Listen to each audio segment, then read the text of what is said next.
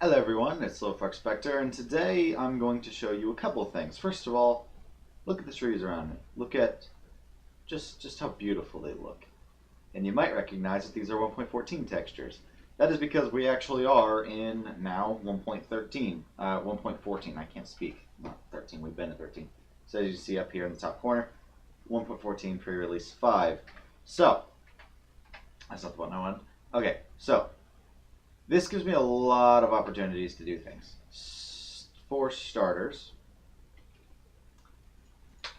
models are no longer dependent on Optifine. So I can do anything I want, such as this, without models. I like the way this looks. Now, that is as a full block. I don't necessarily like the texture. I'm not sure what I'm going to do about that. However, we don't have a whole lot more versatility with this. Yeah. And it looks way better. It's less laggy, etc. And additionally, the thing that you're actually here for, most likely, if you saw the title of this video, see this stuff in my inventory? If I just put these 4 obsidian in the corners of this workbench, the eye of ender at the top and bottom, gray stained glass, that's not right. That should not be gray, that should be black. Black stained glass, thank you very much. Black stained glass on the sides, and then a hopper in the middle. You can see, made a little item on top. A deep storage unit. Deep storage units are something that exist in, I believe, the MineFactory and MineFactory Reloaded mods. What they do is they store a virtually infinite amount, not actually infinite, but a very large amount of exactly one item, one type of item. So I made something that can do basically that. Now, it doesn't have as nice of an interface as a deep storage unit from the mods. However, if I were just to grab, say, cobblestone. You're probably going to end up with a lot of cobblestone. So here's 8 stacks of cobblestone, right? I can put in all of these 8 stacks of cobblestone into that one block. And then, if I need any, well, I can take, half a stack. I can take a full stack. I can take just the one if I want that. I can shift-click it out. As you can see, I got all 8 stacks back. It works, from my testing, perfectly reliably. There's no item loss when you do this. And when I put in all these items, I can actually, first of all, this works differently from a regular DSU. I gave it my own twist. So all these items that aren't in these 2 slots right here, all the items it's storing that are not in these 2 slots, are in what I call void storage. So if I were to crouch within about 2 blocks of this, it'll say, oh, the deep storage unit has 447 items in void storage. Void storage is supposed to basically be like this deep storage unit takes these items, shoves it into a different dimension temporarily so that it can store way more of them. However, there's a cost to that. Unlike the one in the mod, where if you put in all these items and then you break it, you actually get the block and it still has all of them in it. I could have made it drop every single item. However, that could induce a lot of lag if there's, thousands of them. And additionally, I could have made it drop with the data, but instead I wanted to make it a little bit more risky to use this given how relatively cheap it is. If you break it, you only get those 65 back, whatever was in the input-output slot. That is the only real cost to using this, is if it gets broken, well, you're screwed. And of course, if I were, let's say, put in a stack, put in all this stuff. Okay, clear, and if I were to get, say, let's just get done pickaxe. Game mode, survival. If I don't mind my levels, if I were to break this,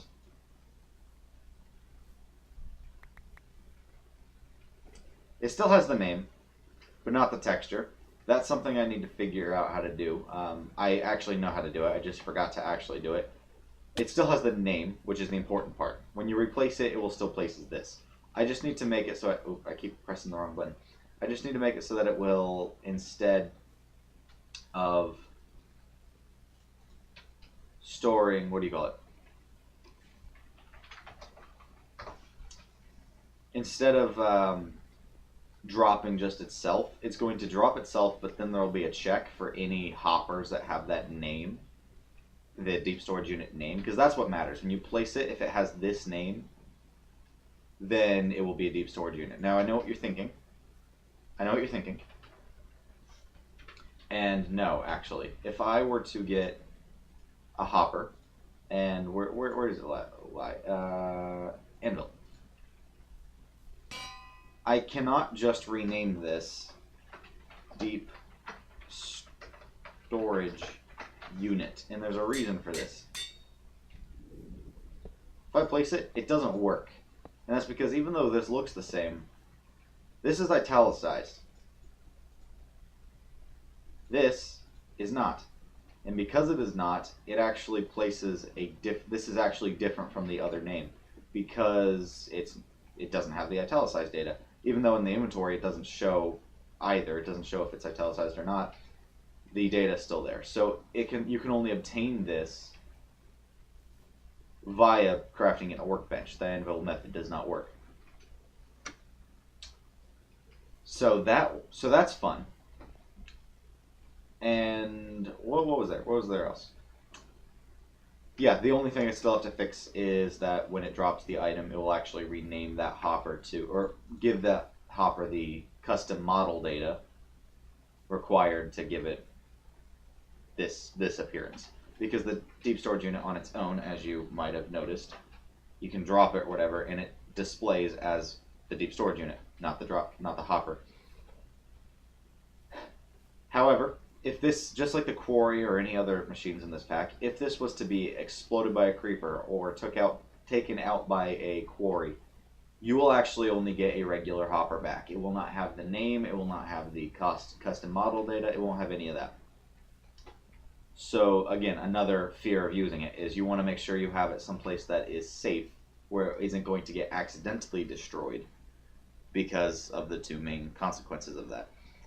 That is, A, if it's not destroyed by you, you don't get it back, and however it's destroyed, you don't get the void storage items back. Now, you might think that this is kind of a strange arrangement for the slots. However, there's actually a good reason for it. And if you notice, I have a hopper here. A deep storage unit, not a void storage unit, is capable of storing, first of all, any item. But second of all, it interacts with hoppers properly. So I can have those. Did I make 5 stacks? I think I made 5 stacks. Because that's 5 stacks of items. Those 5 stacks of items can be taken out by that hopper and put into a chest. And I'll let this run for a minute and you can actually see that. And at the same time, I can over here, I can place, let's give it gold. 5 stacks of gold. At the same time, it can actually insert these gold ingots. It can insert items as well. This input slot can be used as an output slot if you need exactly one item. However, how it actually works is, sometimes the number doesn't update. How it actually works is if this stack gets more than one unit in it, more than one item in it, and it's the exact same item as the ghost item that it stores to make sure that it's storing the right thing, then it will remove one from the stack and add one to the void storage. And then if this is below 64 and it's an identical item, so if I put in a lever, it's not going to do anything with it. I can put items in here as well and it just doesn't do anything. However, if this is the same item but it doesn't have a full stack, then it will fill it up. Now, let's see how far this has gotten. Alright, so this is on the 4th stack, which is actually good because that's what I want you to see. This will finish. So you can see this has 16, 15, 14 items left in void storage. Oops, that's not what I want to press. This will run out in a moment. No items in void storage. And this stack is still here because this is actually the next item that the hopper would pull out. It doesn't allow it to pull out this stack. Only a player can pull that out. So that's a thing, but it will also be dropped if it's broken. So that's good. And if I look in here, you can see the other 4 stacks, except -1. So that last item is actually in this hopper, because if this deep storage unit does not have anything in this first slot, it locks the hopper below it to make sure that it doesn't take out these.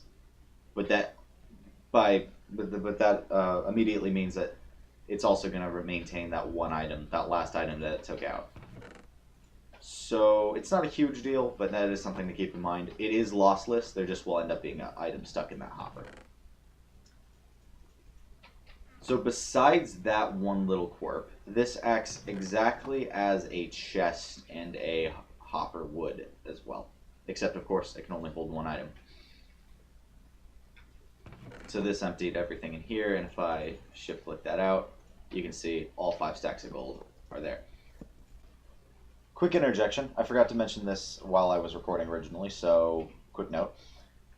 Because it actually stores, if you might have heard, it stores a ghost item in it, which is a technically non-existent copy of whatever item went in the input slot. Because of that, diamond steel ingots, guess what? You can store them. It can store any item that has any MBT data or anything like that. Even though this is, if I do H3, or whatever it's called, F3 and H, you can see there's actually an iron ingot with 4 MBT tags. It remembers those MBT tags, and it allows you to store MBT items in it. The only limitation to what a deep storage unit can store is it has to be stackable, whether it is 16 or 32, or 16 or 64. If it does not stack, then you can't do anything with it, because inputting items requires there to be more than one in this first slot. As a result, you can't put in like 2 diamond swords in this one slot, and therefore it's never going to store anything in void storage. However, if you take something like buckets, which stack to 16, you can put those in. Now you notice it stacks to 64 in the output slot. That is something that I might find a way around. That means I have to check to make sure that the whatever's stored in void storage is stackable to 64. If it's stackable to 16, then just go to 16. That's what I'm going to have to check for that.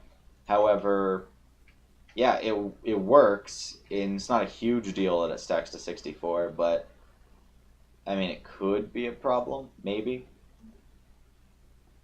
I don't know. We'll see. We'll see how that goes. Yeah, it's okay though. It's generally speaking, it works all right. That's all I had to say.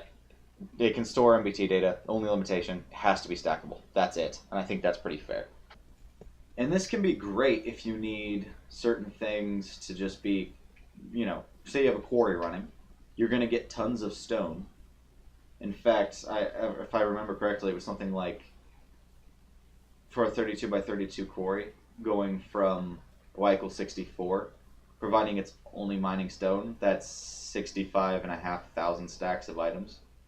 No, 65,500 items. Well, a deep storage unit would be great to put the stone in, because instead of needing something along the lines of 26 or 27 double chests, you only need the one block, which is pretty nice. That's pretty nice conciseness here. One other thing to note is actually that the deep storage unit, what was I going to say? I had it, and then I immediately forgot it. Right. There is a maximum storage to this. There is a maximum storage. However, you're unlikely to actually reach that limit. If I were to do scoreboard objectives set display, I have a new format for my scoreboard objectives. There's the max storage, 2.147 billion. That is 33.5 million stacks of items, or around about 621,000 double chests. That's 1.2 million chests in total that this stores the equivalent of. So that's nice. That's pleasant, isn't it? Now, that you see the max storage is not actually, if you were to pay close enough attention, you notice that is not exactly 2 to the 31st, and that's because these 2 stacks, if these fill up, So you have these 2 stacks of items, and then plus this is 2 to the 31st items. A deep storage unit can store exactly 2 to the 31st items. And if I were to change the limit here, if I were to say scoreboard players set max storage to, let's say, 128. So it can store 2 stacks in void. This can actually store 256. That is 4 stacks of items. Because if I put in these, you can see this is 64, this is 64, and that's 128. That's 4 stacks of items. So that's how that works. And if I reload, you'll actually see that it will reset it to the maximum. So yeah, it resets to that actual maximum. So now I can put in as many as I want. I would like to make it so that these little blocks here, since they're not really doing anything, I would want to make it so that they are at least renamed to how many are stored in void storage. However,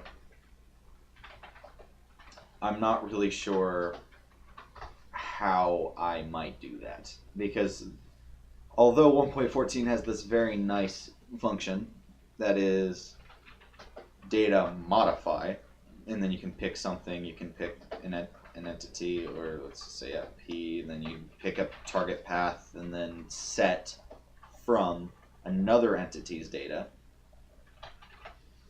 This is one of the most useful things. This command, not the actual values of it, but this exact command existing in 1.14 is the reason that this works. Otherwise, it would not work nearly as well as it actually does. So I can do things like that, and it doesn't care. It knows that an iron ingot is still what's stored in here. So if I take those out, it will go back to how it was. From the extensive testing that I've done with it this week, I have not yet been able to break it. With the current way that it's set up, I have not been able to break it. But that is, by break it, I mean make it so that it doesn't output the same things that it's inputting. So far, there hasn't been an issue. The only reason that this would break is if, and only if, you disable the data pack. And even then, when you re-enable it, it would continue where it left off. So yeah, I'm really happy with the deep storage unit. I think that it is, or the DSU, I'm just going to say DSU, it's easier. I'm really happy with the DSU. It works way better than I actually expected it to. The only complaint that I have is that I don't know how to make the GUI nicer, where it says, oh, this is the input slot, this is the output slot, and here's how many items are in void storage. I don't know, so hence why you crouch to do that. I didn't like this method, but this was just the cleanest way I could do it. So besides that, besides the GUI setup, I do really like the way this has turned out. And as I said, that one issue where if you break it in survival and it just drops what looks like a normal hopper, that will be fixed. That's just a temporary issue that I will solve here probably later today. And that goes for any item in this pack, actually, because now instead of it just being the MPT data, the fact that the item is renamed, that gives it its custom texture right here. Because I'm not using Optifine, it is very dependent on that custom model data tag. So, yeah. I think that's actually about it. The deep storage unit's fairly simple. It's just got a few weird quirks to remember, such as a hopper underneath it is locked if it runs out of items in that first slot, and that this slot can only be interacted with by a player. However, you can't cheat items in with it. You can't, make it store a bunch of stone and then put in diamonds, and then suddenly all that stone has been converted to diamonds. You can't do that, which is amazing. That was a problem that I had before, but now I don't, so I'm glad. And if you liked it, please like it, let me know. I try to make these as interesting as I can and as useful as I can. As I said before, the data pack will be released with the resource pack on May 5th. It might be updated after that point. However, we'll see how that goes. If you really liked it, please subscribe, and I will see you guys tomorrow. apologize for no video yesterday. I kind of got sidetracked, but yeah, trying to get this to work. Anyway, bye.